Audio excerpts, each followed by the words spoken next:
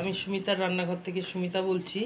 আমি আপনাদের আজকে একটা রেসিপি দেখাবো, মাছের রেসিপি। তার নাম হয়েছে নাইলন টিকা মাছের ঝাল। দেখুন আমি কিভাবে করেছি।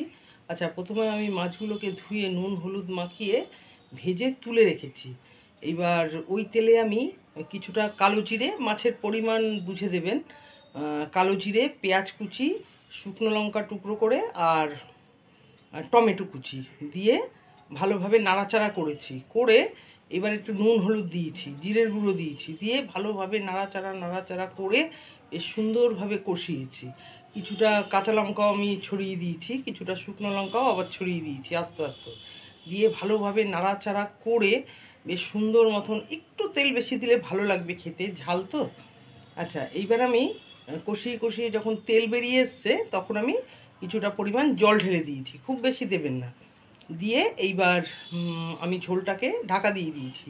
এবার ঝোলটা যখন ফুটতে শুরু করেছে তখন আমি ভাজা মাছগুলো ওর উপরে ছড়িয়ে দিয়েছি, দিয়ে আবার ঢেকে রেখেছি।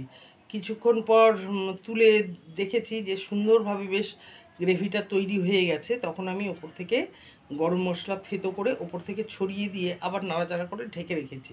কিছুক্ষণ পর তুলে এই দেখুন ঢেলে নিয়েছি। এই রকম হয়েছে, এই পজিশানে হয়েছে ঝোলটা। দেখুন গামাখা অথচ একটু ঝোল মতো হবে, তাহলে টেস্ট ভালো হবে। এতে আমি কিন্তু রসুন দিইনি, শুধু টমেটো জিরের গুঁড়ো দিয়ে করেছি। এটা আপনারা করবেন, খেতে কিন্তু খুবই সুস্বাদু এবং ভালো লাগবে খেতে। এই রান্নাটা আপনারা করবেন, আশা করি আপনাদের পছন্দ হবে। আর আপনারা আমাকে লাইক দেবেন, শেয়ার করবেন, সাবস্ক্রাইব করবেন, আমার শুভেচ্ছা নেবেন। নমস্কার।